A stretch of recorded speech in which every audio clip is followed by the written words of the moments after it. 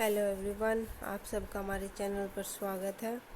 आज हम HTET TGT और पीजीटी दोनों टीजीटी पीजीटी हिंदी सब्जेक्ट के लिए दोनों लेवल पर समान रूप से उपयोगी है उस विषय पर बात करेंगे। आज का हमारा विषय है हिंदी साहित्य इतिहास लेखन की परंपरा।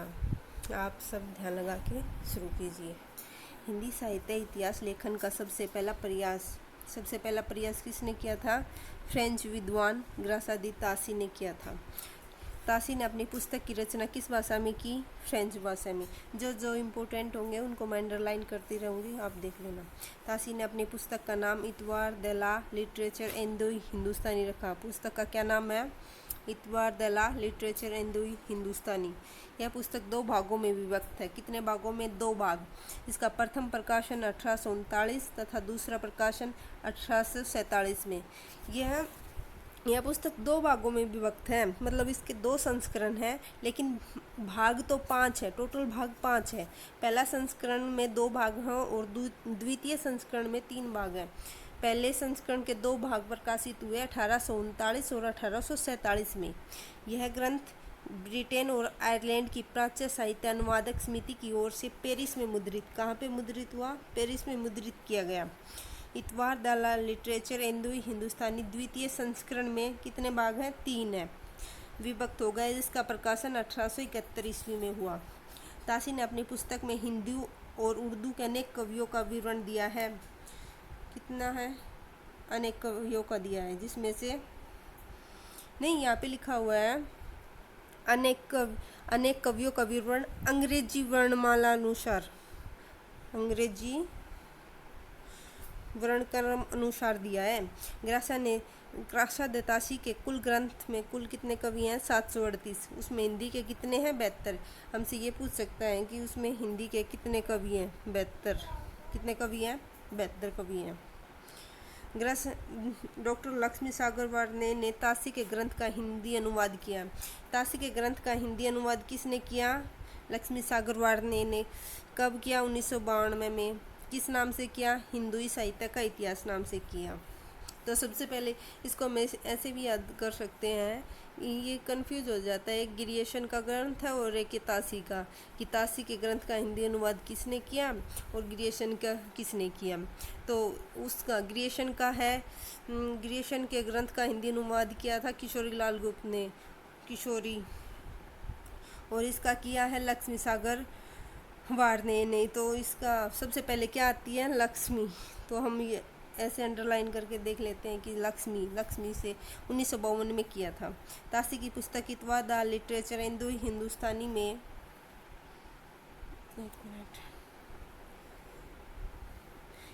हिंदुस्तानी में हिंदुई के लिए हिंदी और हिंदुस्तानी के लिए हिंदुस्तानी उर्दू अर्थ प्रयुक्त हुआ है। यहाँ पे हम वो देख लेते हैं जो ज़्यादा इम्पोर्टेंट होता है। देखो, हिंदी साहित्य इतिहास लेखन की परंपरा में हिंदी भाषा में लिखा प्रथम ग्रंथ है। हिंदी भाषा में लिखा गया प्रथम ग्रंथ कौन सा है? महेश दत्त शुक्ल द्वारा भाषा काव्य संग्रह। भाषा काव्य संग्रह का प्रकाशन 1873 ईस्वी। अब फिर ये देखो, शिव सिंह सेंगर ने कौन सा ग्रंथ लिखा है? शिव सिंह सेंगर ने लिखा है शिव सिंह सरोज नामक हिंदी भाषा का दूसरा महत्वपूर्ण ग्रंथ है। आप इनके नाम याद कर लो बस। शिव सिंह सरोज का प्रकाशन क्या है? 1883। देखो, पहला ग्रंथ जो लिखा था वो 1838 में, 38 को उल्टा कर दिया, तो दूसरा ग्रंथ शिव सिंह सरोज का 1883 में लिखा गया। शिव सिंह सरोज में 1,838 कवि भाषा कवियों का जीवन चरित्र और उनकी कविताओं के उदाहरण दिए गए हैं। ये ज़्यादा इम्पोर्टेंट नहीं है, आप इसे छोड़ दीजिए। बस इतना ध्यान रख लेना कितने कवि हैं? 838 कवि हैं। फिर उसके बाद पहला तो हो गया, 1 मिनट मैं आपको बता देती हूँ। पहला तो हो गया, 1 मिनट, पहला तो हो गया किसका? तासी का। और दूसरा शिव सिंह सरोज का,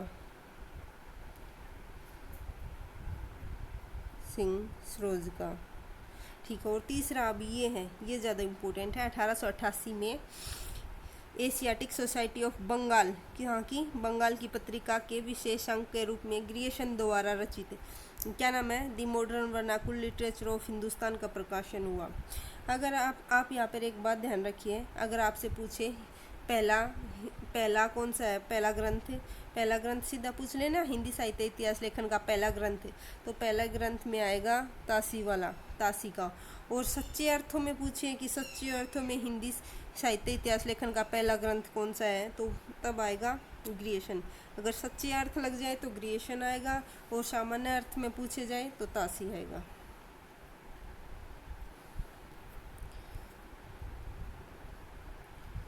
ये देख लिया आप यहाँ, जॉर्ज ग्रियर्सन द्वारा रचित the modern vernacular literature of Hindustan को सच्चे अर्थों में सच्चे अर्थों में हिंदी साहित्य का पहला इतिहास ग्रंथ माना जाता है। ग्रियर्सन में कितने कवि सम्मिलित हैं ग्रंथ में? 952। इसका किसने किया था? किशोरी लाल गुप्त ने। देखो ये रहा। सबसे पहले क्या आई? लक्ष्मी। तो तासी का किसने किया? तासी का किया तासी लक्ष्मी, ठीक है, लक्ष्मी। और किशोरी लाल ने किसका किया है? किशोरी लाल गुप्त ने ग्रियर्सन का अनुवाद किया है, हिंदी में अनुवाद किया है। उसका प्रकाशन वर्ष था पहले 1952, इसका है किशोरी वाले का 1957। एक बात और आप ध्यान रखना, ग्रियर्सन के ग्रंथ को हिंदी साहित्य का सच्चे अर्थों में हिंदी साहित्य का पहला इतिहास क्यों माना जाता है? क्योंकि ग्रियर्सन ने कवियों और लेखकों का कालक्रम अनुसार वर्गीकरण और उनकी प्रवृत्तियों को स्पष्ट किया है। इससे पहले जो भी ग्रंथ थे वो हिंदी वर्णमाला के क्रम अनुसार लिखे थे, लेकिन कालक्रम अनुसार पहला ग्रंथ ग्रियर्सन का ही है, इसलिए इसे हिंदी साहित्य का सच्चे अर्थों में पहला ग्रंथ माना जाता है।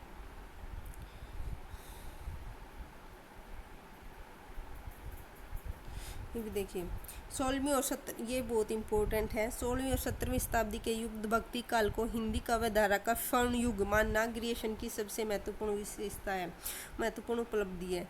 मतलब कि हिंदी साहित्य का भक्ति काल है जो 16वीं और शताब्दी है, उसमें भक्ति काल को स्वर्ण युग किसने माना है? आंसर होगा ग्रियर्सन। मिस्र बंधुओं ने अब चौथा आ गया, चौथा ग्रंथ है मिस्र बंधुओं ने मिस्र बंधु विनोद नामक ग्रंथ की रचना की। इसमें मिस्र बंधुओं के नाम आ जाते हैं। इसमें एक जैसे नाम है गणेश, श्याम, सुख, श्याम, गणेश, आप ऐसे याद कर सकते हैं, सुख, श्याम, गणेश बिहारी मिस्र है।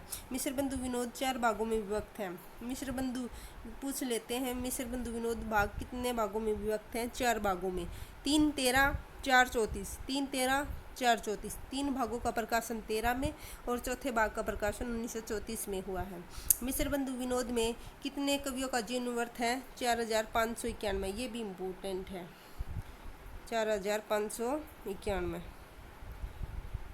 4591 कवियों का जीवन वर्ष वर्णित है। इसमें मतलब कि अनेक अज्ञात कवियों को प्रकाश में लाया गया है। किसमें? मिस्र बंधु विनोद में। मिस्र बंधु विनोद में कवियों के सापेक्षिक महत्व निर्धारित करने के लिए उनकी 4 श्रेणियां बनाई गई है। कितनी श्रेणियां बनाई हैं? 4 श्रेणियां। अब सबसे ज़्यादा इम्पोर्टेंट है हिंदी साहित्य इतिहास लेखन की परंपरा में आचार्य रामचंद्र शुक्ल द्वारा रचित हिंदी साहित्य का इतिहास का सर्वोच्च स्थान है। आचार्य रामचंद्र शुक्ल का इतिहास मूलतः नागरी प्रचार सभा द्वारा प्रकाशित हिंदी शब्द सागर की भूमिका के रूप में हिंदी साहित्य का विकास के नाम से 1929 में प्रकाशित हुआ। ये ग्रंथ हिंदी साहित्य का विकास नाम से प्रकाशित हुआ था और किसकी भूमिका के रूप में? हिंदी शब्द सागर की भूमिका के रूप में। कब हुआ? 1929 में। इसका नाम ध्यान रखना, हिंदी साहित्य का विकास। हिंदी साहित्य के इतिहास में 1000 कवियों और लेखकों को शामिल किया गया है। ये 4-5 ग्रंथ सबसे ज़्यादा इम्पोर्टेंट है। यहाँ से एक क्वेश्चन तो हर हाल में बनेगा ही बनेगा, बन जाए 2 भी, एक रामचंद्र शुक्ल से और एक वो ग्रासा तासी से या ग्रियर्सन से या मिस्र बंधु से बन जाएगा। अब यहाँ पे मैंने कुछ नोट्स लिखे हैं। हजारी प्रसाद द्विवेदी के कितने ग्रंथ हैं? 3 ग्रंथ हैं, ये भी इम्पोर्टेंट है। हिंदी साहित्य की भूमिका, पहला ग्रंथ है हिंदी साहित्य की भूमिका, दूसरा है हिंदी साहित्य का उद्भव एवं विकास, तीसरा है हिंदी साहित्य का आदिकाल। इनका कई बार मतलब सीरियल में लगाना भी आ जाता है, तो सीरीज में ये ऐसे ही लगेंगे, हिंदी साहित्य की भूमिका, हिंदी साहित्य का उद्भव एवं विकास, हिंदी साहित्य का आदिकाल, लास्ट में आदिकाल आता है सीरीज के अकॉर्डिंग। फिर आता है उदयनारायण तिवारी। उदयनारायण तिवारी का कौन सा ग्रंथ है? हिंदी भाषा। उदयनारायण तिवारी क्या है? उदय क्या हो रही है? हिंदी भाषा। हिंदी भाषा का उद्भव व विकास। हिंदी भाषा का उद्भव, उदय से क्या है? उदय, उद्भव।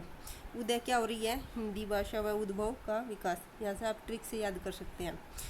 हिंदी साहित्य का आलोचनात्मक इतिहास। आलोचना, हमें आलोचना किसकी नहीं करनी चाहिए? राम की। ये तो इसके लेखक कौन है? राम कुमार वर्मा। हिंदी साहित्य का दूसरा इतिहास। दूसरा क्या है? बच्चा, तो बच्चन सिंह। दूसरे इतिहास के लेखक कौन है? बच्चन सिंह। या मैं कुछ ट्रिक बता रही हूँ जिससे आप आसानी से इनको याद रख सकते हैं। हिंदी साहित्य का वैज्ञानिक इतिहास। वैज्ञानिक कौन है? गणपति चंद्र गुप्त। गणपति वैज्ञानिक गणपति। हिंदी साहित्य का अतीत। अतीत किसका होता है? विश्व का अतीत विश्वनाथ। हिंदी साहित्य की कहानी